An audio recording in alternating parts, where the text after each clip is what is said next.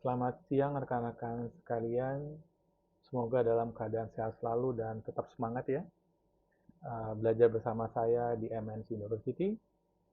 Rekan-rekan sekalian, pada pertemuan sebelumnya kita sudah belajar tentang pendahuluan apa dan bagaimana strategi. Dan strategi ditempatkan pada situasi masa kini dan masa depan yang dalam karakteristiknya atau memiliki sifat fuka dan bani. Volatile, cepat berubah. Uncertainty, penuh dengan ketidakpastian. Complexity, semuanya menjadi kompleks, satu dengan yang lain saling berhubungan. Ambiguity, tidak clear, mana yang benar, mana yang salah. Kemudian pada situasi brittle, brittle adalah situasi di mana uh, sesuatu yang kita anggap stabil, kuat, bisa runtuh seketika. Anxiety, penuh dengan kegelisahan dan kecemasan. Non-linear, kita tidak bisa bergerak dari A ke B, tetapi bisa lompat dari A ke Z, ke M, ke L. Incomprehensible, apa yang kita miliki, apa yang kita ketahui, walaupun kita banyak informasi, tapi tetap tidak cukup, karena begitu perubahannya dengan sangat cepat.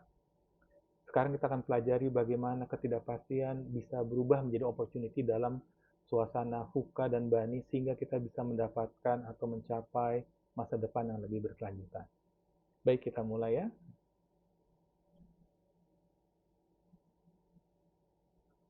Rekan-rekan sekalian, hari ini kita akan belajar 4 hal. Pertama, bagaimana memahami konsep dari lingkungan, analisa lingkungan eksternal, external environmental analysis. Lalu bagaimana mengidentifikasi lingkungan makro dan industri yang bisa mempengaruhi organisasi atau bisnis kita. Lalu kita akan mereview sedikit bagaimana mengaplikasikan kerangka analisis eksternal, baik PESTEL maupun Industrial Analytical Tools, atau alat untuk menganalisa lingkungan industri. Yang terakhir kita akan mempelajari bagaimana implikasi strategisnya pada lingkungan fuka dan bani dan untuk bisa mencapai keberlanjutan. Kita akan mengambil case study kondisi Nestle, bagaimana mengoperasikan mereka beroperasi di lingkungan yang sangat dynamic. Kemudian Unilever Indonesia, bagaimana dia beroperasi dalam pasar fast moving consumer goods yang begitu kompetitif. Dan terakhir selalu saya berikan key takeaway, intisari dari pelajaran hari ini. Baik rekan-rekan semuanya, memahami lingkungan makro dan lingkungan industri adalah bagian kritikal di dalam manajemen strategi. Lingkungan eksternal itu, kemampuan kita menganalisis lingkungan eksternal akan menguji berbagai macam faktor di luar organisasi yang mempengaruhi pengambilan keputusan. Dengan memahami lingkungan eksternal, perusahaan atau organisasi bisa mengantisipasi ancaman yang ada, bisa mengambil opportunity, kesempatan, dan membuat perubahan-perubahan jangka panjang di dalam sebuah lingkungan bisnis. Kita ingat, saya ambil cuplik dari pertemuan sebelumnya, bahwa strategi itu menjadi penting, menjadi penentu untuk survival, daya tahan perusahaan, dan keberlanjutan perusahaan. Kenapa? Karena ada 3 kondisi. Kenapa strategi itu penting? Kenapa kita belajar strategi manajemen ini? 1, lingkungan penuh dengan ketidakpastian, tadi dalam kondisi fuka dan bani. Kedua, intensitas kompetisi semakin meningkat drastis. Yang ketiga nih, yang penting sekali juga adalah limitasi resources. Sumber daya kita terbatas. Tidak ada yang tidak memiliki sumber daya yang terbatas.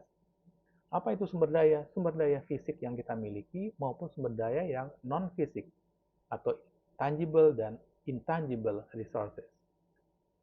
Nah, ketika kita membuat strategi, kita memenuhi pertanyaan 3 hal pada dasarnya. Pertama adalah where are we now? Di mana kita sekarang? Kita harus menganalisis dan mengevaluasi. Lalu, where do we want to go? Kemana kita akan pergi nih? Disinilah kita berpikir dan mengformulasi strategi.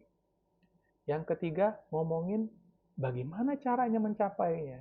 Jadi kalau kita ada di sini, lalu kita mau kemana, nah caranya gimana menuju ke sana? Disinilah kita belajar tentang planning dan implementasi.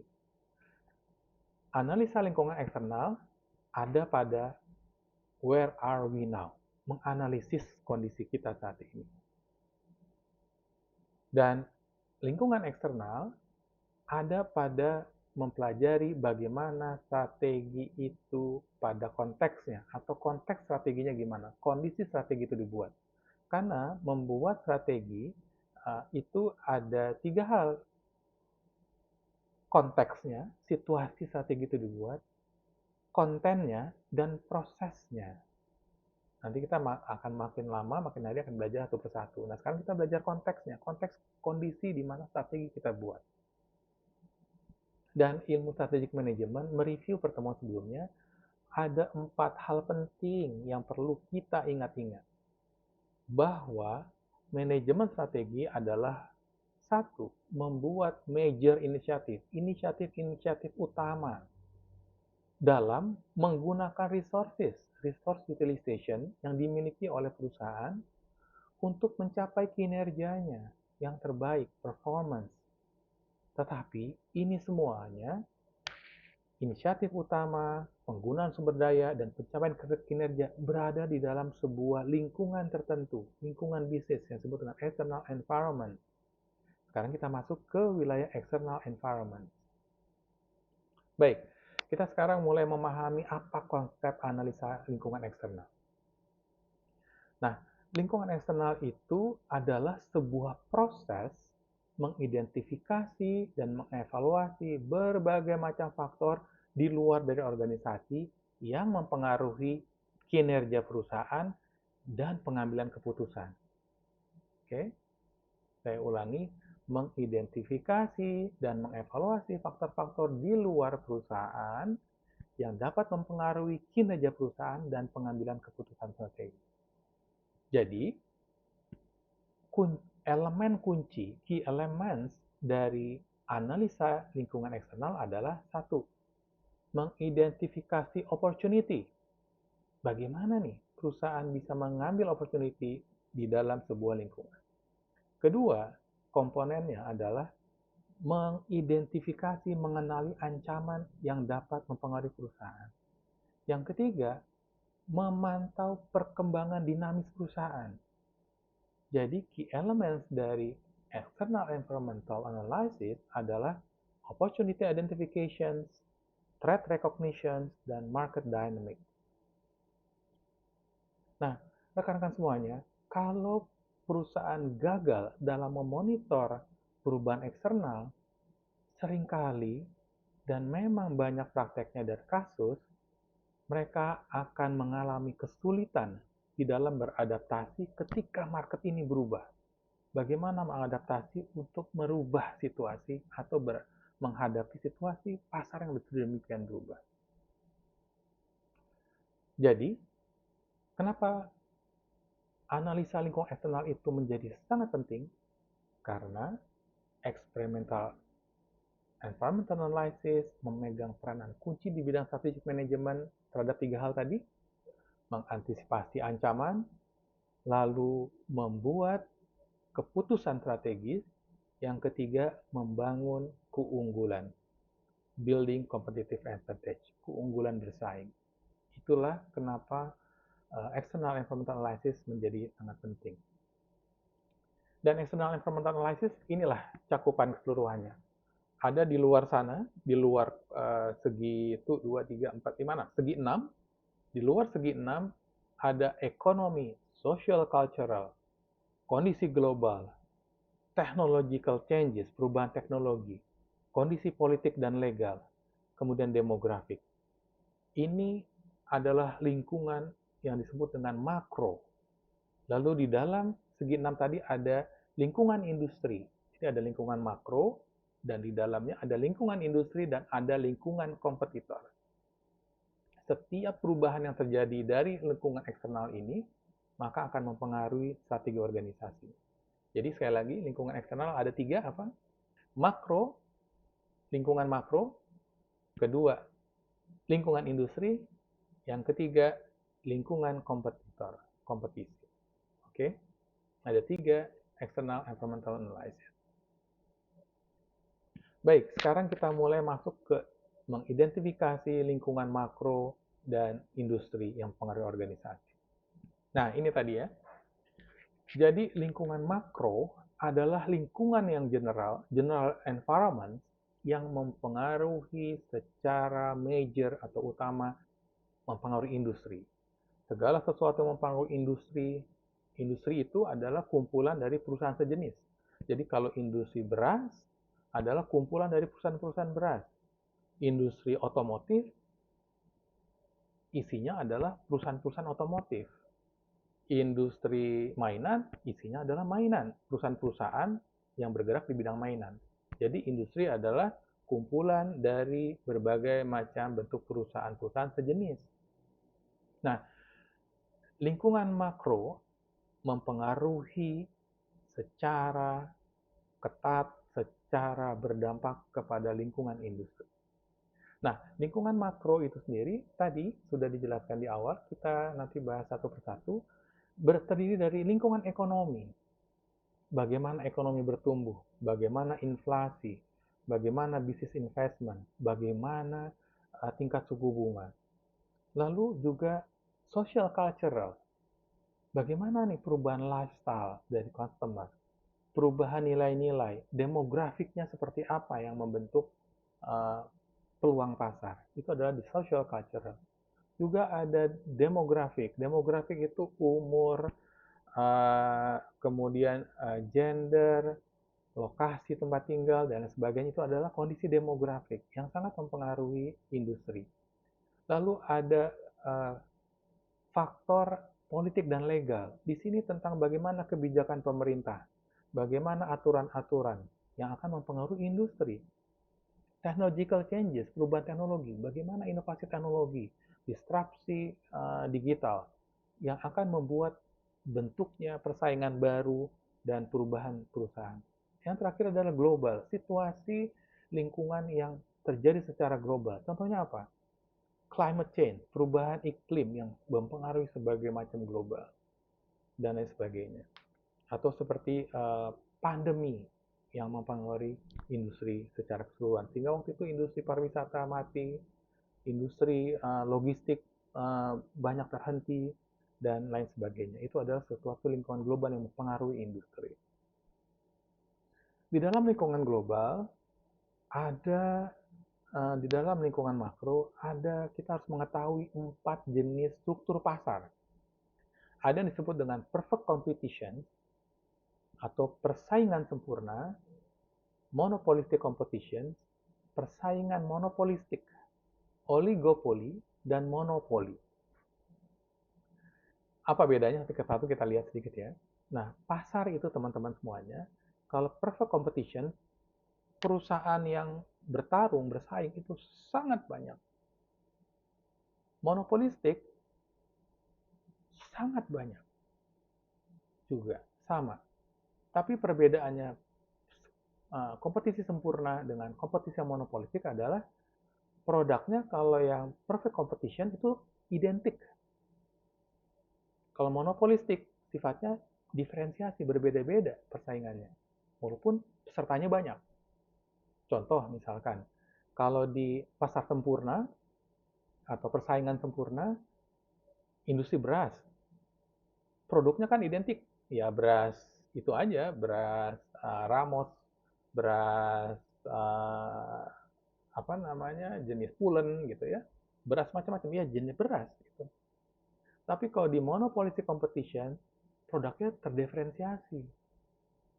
Ada shampoo, ada sabun, shampoo pun juga beragam-ragam, shampoo rambut juga beragam-ragam, anti ketombe, rambut lurus, rambut berminyak, dan lain sebagainya. Itu adalah monopolistic competition. Nah, sama-sama masuk ke dalam industri ini sangat tinggi untuk masuk ke dalam karena pemainnya banyak gitu. Sedangkan kalau oligopoli dan monopoli adalah pemainnya sangat sedikit, pemain perusahaannya dia dikuasai oleh hanya sedikit perusahaan. Bahkan ada para ahli mengatakan bahwa kalau saja di sebuah pasar ada 4 perusahaan, tapi menguasai 40% market share di sana, 40% bisnis yang ada di industri tersebut, maka itu sudah termasuk oligopoli. Kalau monopoli cuma ada satu pemain gitu. Oke.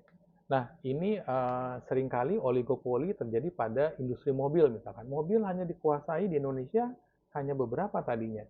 Sebelum ada mobil listrik ya, cuma ada Toyota, Suzuki, Honda, Toyota, Suzuki, Honda.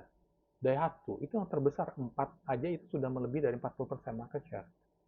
Artinya itu dioligopoli oleh industri otomotif dioligopoli oleh merek-merek ini. Gitu ya. Kalau monopoli itu cuma ada satu perusahaan. Misalkan hanya satu perusahaan yang menyuplai air minum. Air minum PDAM gitu ya. Dulu ada perusahaan swasta yang memonopoli seperti itu. Nah, itu adalah 4 jenis pasar. Karena dari 4 jenis pasar yang berbeda, maka strategi persaingan dan lingkungan industrinya, lingkungan makronya juga akan berbeda. Oke, sekarang kita masuk ke lingkungan industri, analisa lingkungan industri. Analisa lingkungan industri mempelajari seberapa ketatnya persaingan, dinamika persaingan di dalam sebuah industri. Misalkan, tadi saya ulangi, apa yang disebut industri? Industri adalah kumpulan dari perusahaan-perusahaan sejenis. Contoh, tadi saya contohkan, kalau disebut dengan industri otomotif, maka perusahaan-perusahaan apa saja yang bergerak di dalam industri tersebut? Toyota, Daihatsu, Wuling, dan lain sebagainya. Itu adalah industri otomotif, kumpulan perusahaan-perusahaan sejenis yang bergerak di satu area yang sama. Industri komputer, Asus, iPhone, Apple, Lenovo, dan lain sebagainya, Dell, itu adalah disebut dengan industri komputer, kumpulan dari berbagai macam perusahaan sejenis. Nah, itu yang disebut industri. Nah, yang dianalisa dari lingkungan industri beragam nanti. Ada bagaimana ancaman untuk datangnya pendatang baru, bagaimana kekuatan supplier, bagaimana kekuatan pembeli atau konsumen, bagaimana produk tersebut bisa digantikan, dan bagaimana intensitas persaingan di dalam. Nanti kita pelajari satu-satu. Nah, lalu juga yang ketiga, di dalam external environmental analysis ada competitor environment analysis. Kompetitor. Kompetitor itu kita mempelajari bagaimana respon kompetitor sesungguhnya kepada perusahaan kita. Apa yang akan kompetitor lakukan kepada kita? Untuk melihat analisa kompetitor, maka kita harus melihat dulu objektifnya apa ya kompetitor ini dengan kompetitor kita. Lalu strategi mereka apa dan kemampuan kapabilitas mereka apa. Lalu asumsi-asumsi dasar mereka apa. Dan dari situ kita bisa baca bagaimana merespon perusahaan kita. Misalkan, ketika Unilever bersaing dengan Wings itu. Ketika Apple bersaing dengan Samsung, masing-masing ini mempelajari nih. Kalau Apple mempelajari apa sih tujuannya Samsung ke depan, strateginya dia apa sekarang, kemampuan dia sekarang apa, lalu bagaimana cara mencapai masa depan dan bagaimana akan mengganggu ataupun mengancam Apple. Sebaliknya sama, Samsung juga melihat itu Apple mau kemana ke depannya. Apa strateginya sekarang, kemampuannya apa, dan bagaimana akan menjadi ancaman bagi saya Samsung. Jadi saling melihat nih, itu adalah competitor environmental analysis. Sekarang teman-teman sudah memahami konsep lingkungan eksternal dan di dalamnya ada industri, ada makro, industri, dan kompetitor. Oke, ini saya ulangi. Lingkungan eksternal, analisa terdiri dari tiga: menganalisis lingkungan makro, menganalisis lingkungan industri, dan menganalisis kompetitor. Sekarang kita coba bagaimana kerangka analisanya. Kita kenali. Enaknya kita akan mencoba ya, melatih, tapi di online ini kita masih agak sulit. Kalau nanti kita ketemu, kita bisa latihan. Kita akan coba, namanya ada PESTEL. PESTEL ini alat untuk mengukur atau menguji lingkungan makro. Macro analysis namanya. PESTEL singkatan dari P, kondisi politik dan legal, E-nya situasi ekonomi di sebuah wilayah, tempat bisnis industri kita beroperasi, S-nya social cultural, masyarakat di lingkungan bisnis kita, teknologi yang sedang berkembang, lingkungan environmental, dan legal. Legal itu regulasi, peraturan yang dapat berdampak kepada industri. Jadi PESTEL ini teman-teman semuanya adalah berbagai macam komponen lingkungan di luar sana yang relevan, tapi yang dianalisa adalah yang relevan atau yang berkaitan dengan bisnis kita. Sebagai contoh, kalau bisnisnya teman-teman komputer, lingkungan eksternal seperti keadaan politik di Amerika misalkan, teman-teman bisnisnya komputernya adalah servis komputer gitu ya, servis perbaikan komputer. Terus kemudian perubahan politik di Amerika itu tidak langsung berkaitan sekali, jadi terlampau jauh, kurang relevan.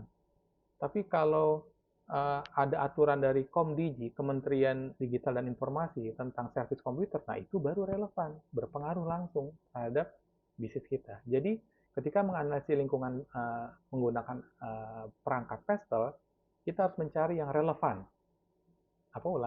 Mencari faktor-faktor yang relevan dengan bisnis kita. Yang relevan, yang penting, yang berpengaruh terhadap bisnis kita secara langsung. Lalu bagaimana dengan menganalisis lingkungan industri?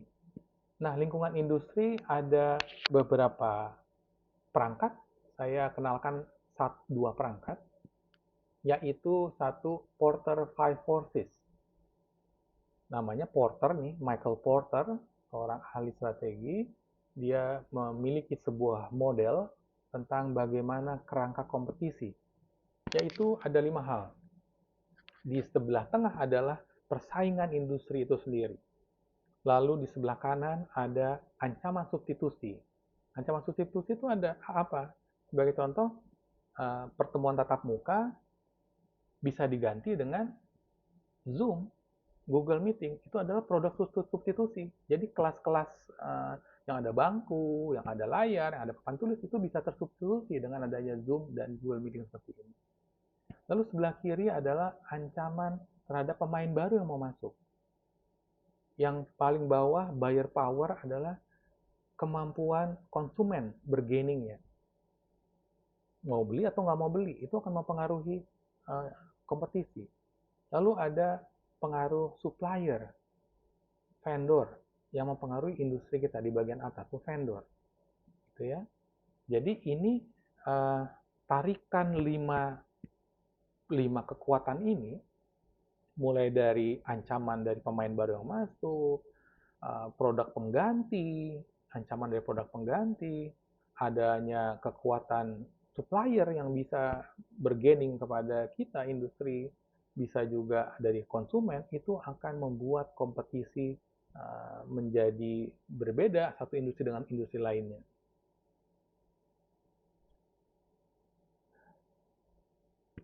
Lalu ada lagi tools yang melihat lingkungan industri, yang melihat cara ke masa depan. Teman-teman, di masa depan itu ada 4 tipe. Ada yang dinamakan possible future, masa depan yang possible, yang mungkin. Kalau di bahasa Indonesia ini susah nih, karena kalau di bahasa Inggris ada perbedaan antara probable, plausible, possible, dan preferable. Possible futures adalah, kalau ini di masa kini sekarang, masa kini ini di bawah, masa kini. Possible futures adalah masa depan yang mungkin yang mungkin terjadi, tapi masih tidak pasti, atau ketidakpastiannya kurang. Misalkan contohnya, tutor AI atau virtual reality di classroom. Jadi sekarang udah nggak ada kelas lagi, udah pakai bukan hanya digital, Zoom, tapi udah virtual reality yang mendominasi pembelajaran. Itu kemungkinan di masa depan, possible future terjadi dari masa sekarang. Kalau plausible futures adalah masa depan yang secara realistik terjadi. Kalau yang pertama tadi possible adalah yang mungkin terjadi, could happen. Kalau ini yang could realistically happen, yang mungkin terjadi secara realistis dari tren yang saat ini ada. Contoh nih, kalau sekarang kita sudah ada hybrid learning pembelajaran tatap muka maupun online yang dikombinasi dengan digital platform seperti sekarang. Itu adalah kondisi sekarang, tren sekarang yang realistik yang nanti akan bisa bergerak menuju ke perubahan berikutnya. Probable futures adalah sebuah masa depan yang most likely to occur, yang paling mungkin terjadi jika tren ini continue. Misalkan contohnya, teman-teman sekarang secara intens menggunakan digital tools dan belajar melalui AI. Kan itu walaupun masih di awal, sekarang udah mulai kelihatan. Nah, lalu kalau preferable futures adalah masa depan yang kita inginkan nih. Kita mau menginginkannya di mana? Contoh, kita pengen pendidikan masa depan itu sudah siap, harus lebih inovatif, dan masa depan yang lebih bertanggung jawab. Jadi preferable futures adalah yang sesuatu yang kita kendali, yang kita inginkan. Tapi kalau probable, plausible, dan possible adalah tergantung dari tren yang dari sekarang yang akan terjadi. Gitu. Semakin yang sedikit sekali kemungkinan terjadi di possible future, tapi itu akan mungkin terjadi menuju ke sana.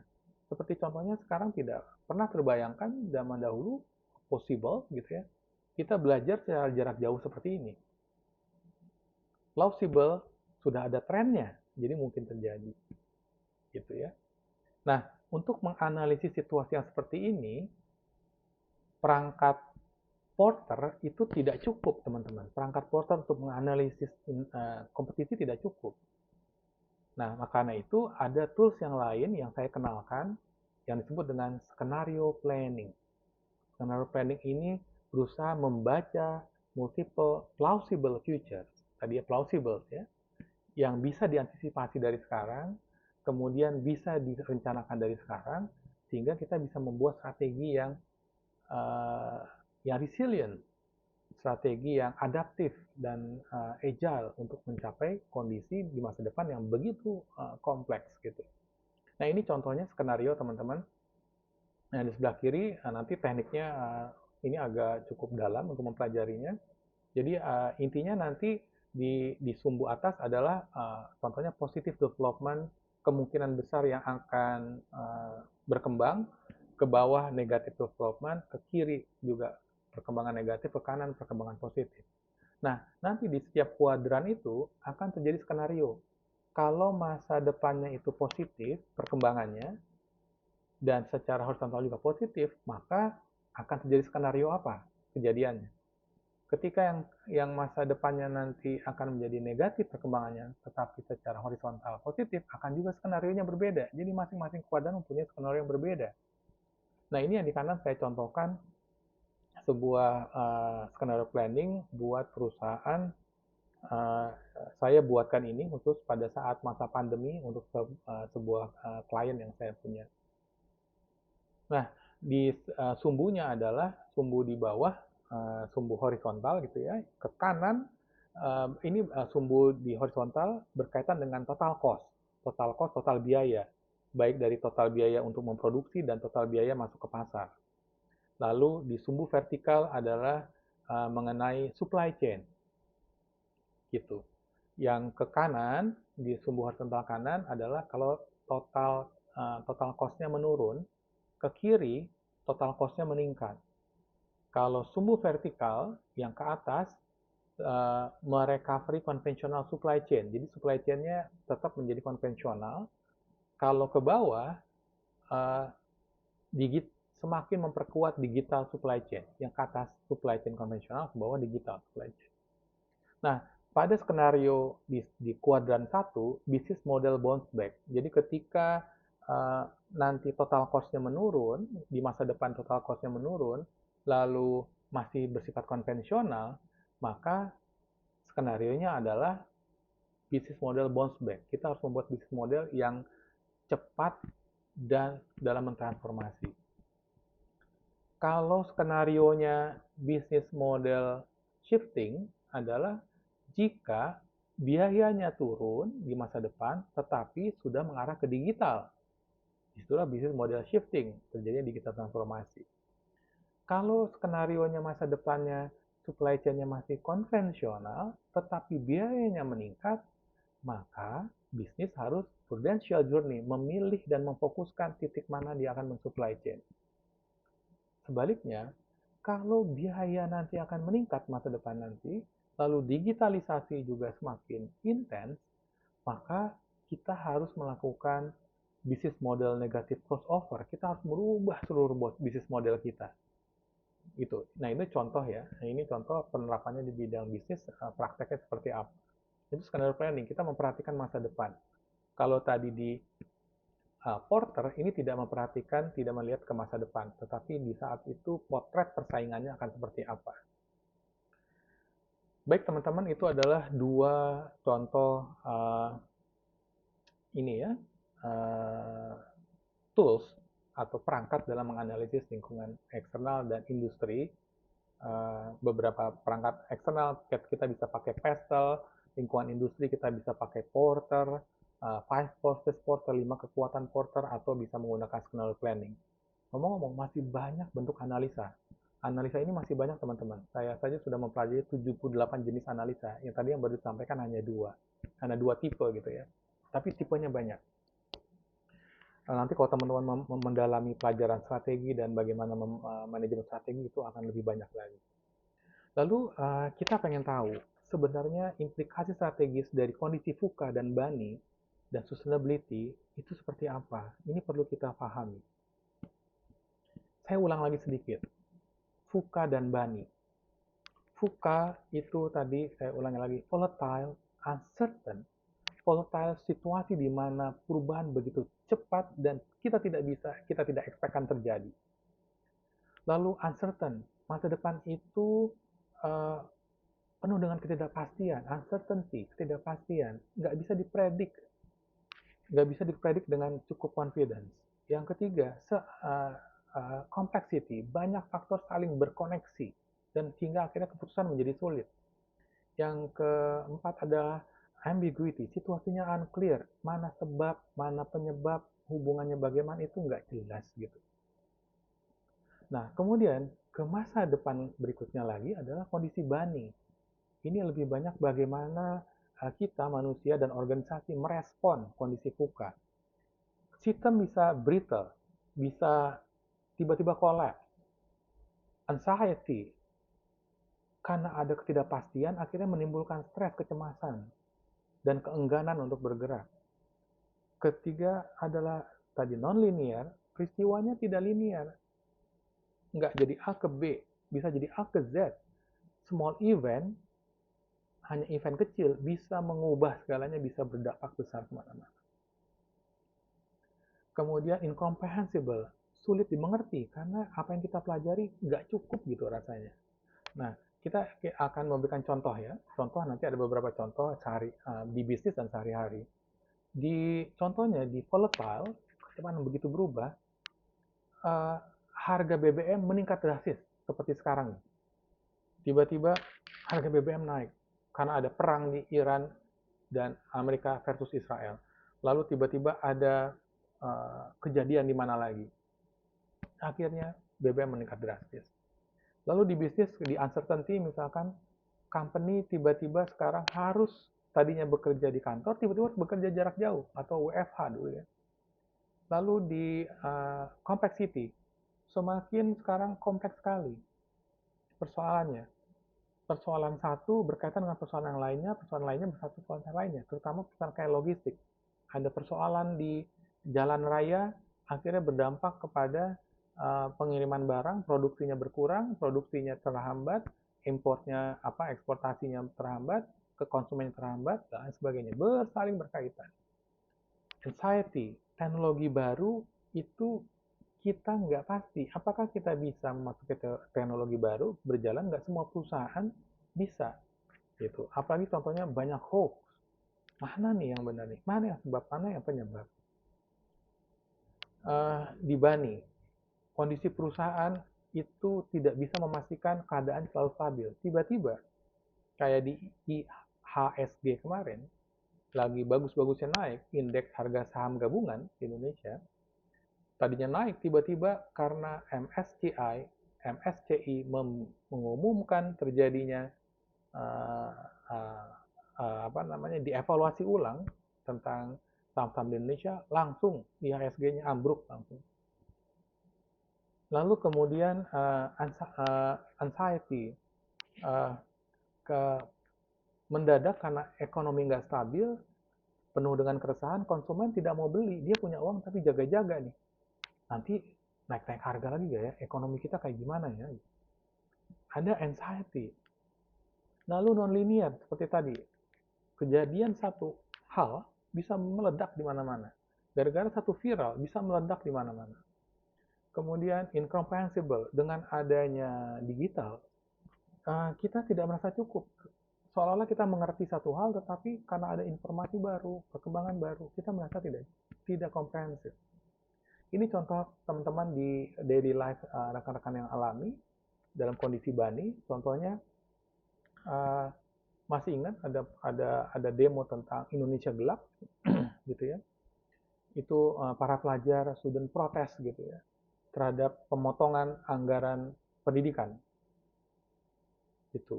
Dan ini berita. Jadi dipikir tadinya baik-baik saja nih anggaran pendidikan, tiba-tiba pemerintah motong, kaget semuanya, lalu terjadilah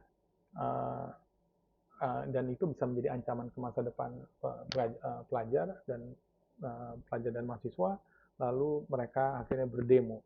Pemerintah juga kaget pada saat itu juga, Britel dipikir stabil, nggak ada apa-apa, tiba-tiba demo besar-besaran hampir di beberapa wilayah dan terjadi beberapa korban.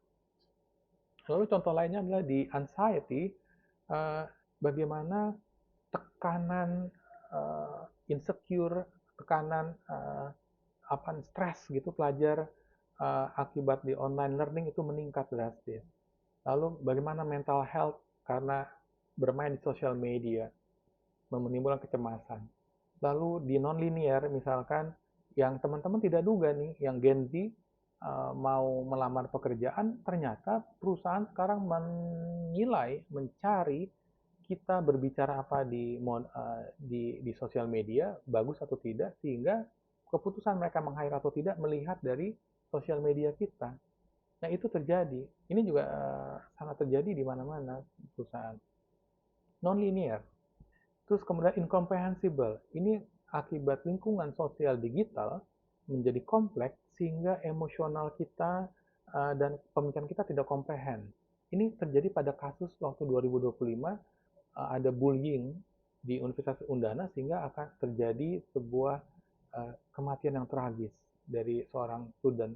Kita doakan semoga almarhum bisa bahagia dan diterima di tempat yang terbaik bersama Tuhan di sana. Ini akibat di abuse di dalam chat, dan dia tidak bisa mencerna berbagai macam informasi yang ada, terbatas informasinya, terjadi tekanan anxiety tadi, ini bercampur nih anxiety dengan ini, terjadilah akhirnya kisah tragis yang di sana. Ya, mudah-mudahan ini tidak terjadi pada kita semuanya ya, dan tidak pernah ada terjadi lagi. Itulah teman-teman semuanya contoh Bani di kehidupan sehari-hari. Yang salah satu yang penting yang juga kemarin pernah saya sampaikan, di masa depan sustainability, keberlanjutan, itu menjadi kekuatan strategis eksternal. Kenapa?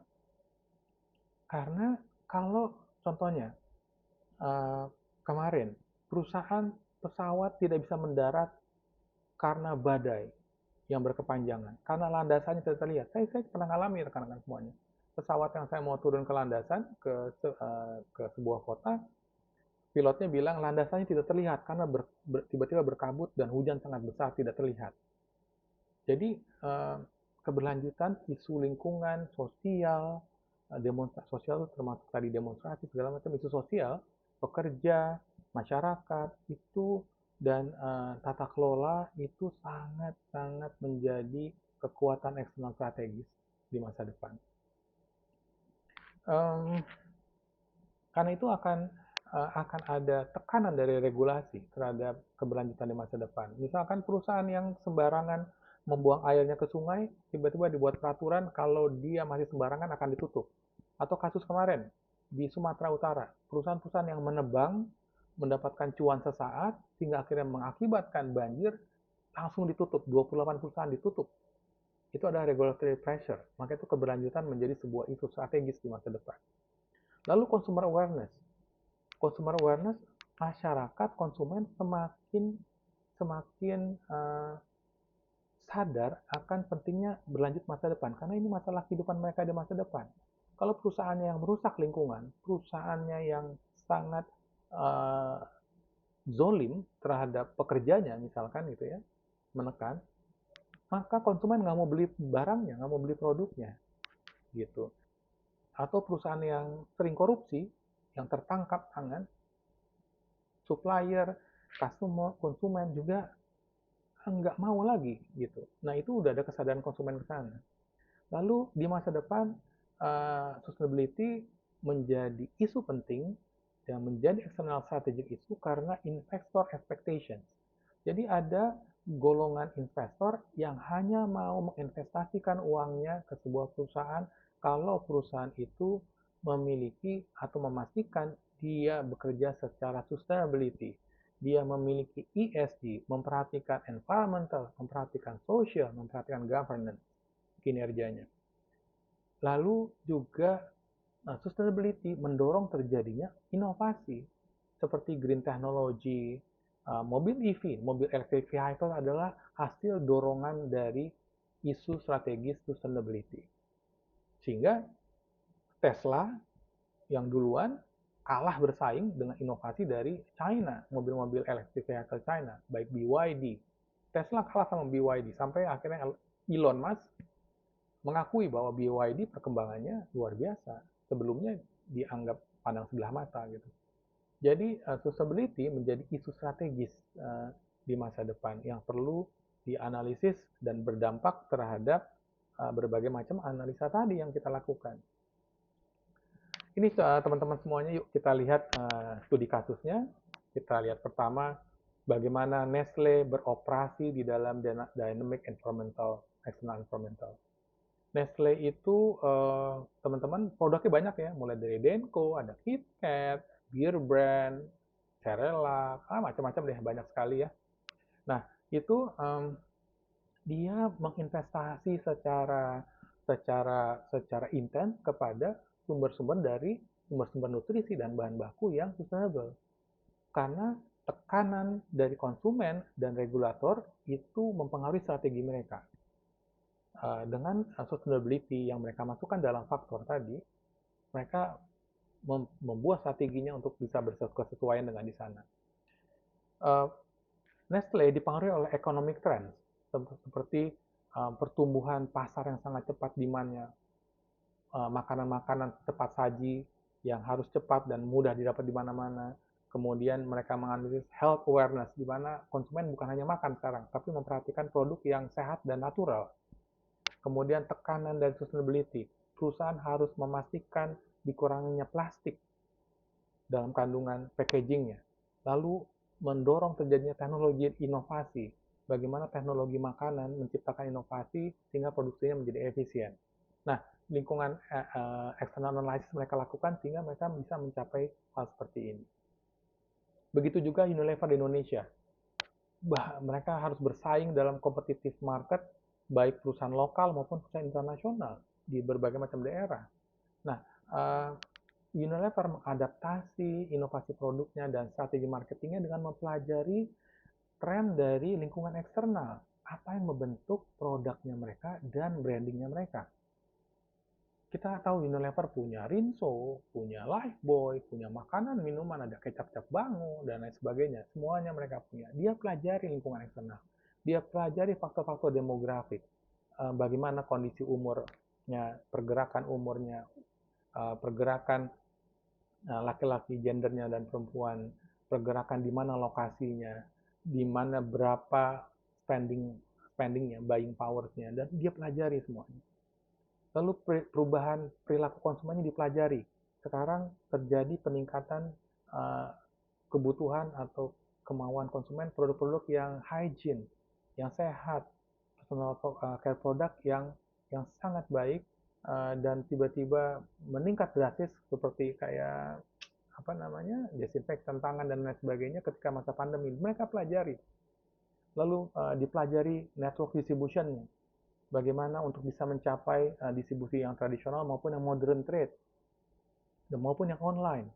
Lalu sustainability trend mereka pelajari sehingga produk-produk dan brandnya mereka tuh ramah terhadap lingkungan, baik itu mulai dari packaging, ramah terhadap kondisi sosial di sekitarnya, dan lain sebagainya. Dan mereka tidak mau masuk ke dalam seperti korupsi, penyuapan, karena itu akan melanggar tata kelola. Itulah tekanan-tekanan lingkungan eksternal, baik dari kondisi makro, kondisi industri, dan kondisi kompetitor yang akhirnya Unilever merubah, mengadaptasi strateginya, mengadaptasi manajemennya, mengadaptasi produknya, sehingga bisa menghasilkan sebuah posisi kompetitif di pasar. Oke, terakhir kita rekan-rekan sekalian, jadi apa intisari dari pelajaran ini? Di hari ini ada 4. Pertama, analisis lingkungan eksternal adalah fundamental di dalam manajemen strategi. Memahami lingkungan eksternal, kekuatan eksternal akan menolong organisasi mendesain efektif dan adaptif strategi. Poin kedua, kerangka analisa itu akan menolong bagaimana kita menganalisis lingkungan eksternal. Contohnya tadi saya mengirimkan beberapa 3 contoh ya. Contoh pertama, lingkungan makro, PESTEL. Masih banyak nggak analisa yang lain? Ada metode-metode lain. Tapi saya kenalkan baru 1 PESTEL. Yang kedua, lingkungan industri dengan 5 forces porter. Lalu ada skenario planning untuk bisa mengevaluasi opportunity dan threat. Yang ketiga, intisarinya adalah bisnis modern. Lingkungan bisnis modern membutuhkan kelincahan strategis. Strategic agility, membutuhkan pinjaman strategis. Pada kondisi VUCA dan BANI, perusahaan harus terus mengenali situasi VUCA dan BANI, sehingga dimonitor terus dan perusahaan bisa mengadaptasi setiap perubahan-perubahan tersebut. Intisari terakhir adalah sustainability, keberlanjutan, menjadi sebuah komponen strategis yang perlu diperhatikan untuk di masa depan. Perusahaan harus bisa mengintegrasikan antara strategi lingkungan dan strategi sosial ke dalam sebuah long-term strategi perusahaan. Tadi ada contohnya di Nestle dan di Unilever ya. Nah, rekan-rekan, itulah intisari 4 pelajaran intisari dari pelajaran hari ini. Terima kasih. Semoga teman-teman bisa belajar. Jangan lupa nanti pelajari materi PDF-nya, saya juga akan sertakan, lalu videonya, dan kalau ada pertanyaan, berikan di dalam WA group, nanti dituliskan, nanti kita akan bahas pada pertemuan berikutnya. Baik, teman-teman semuanya, tetap semangat, jangan lupa pelajari materialnya dan videonya. Sampai jumpa, ketemu kembali.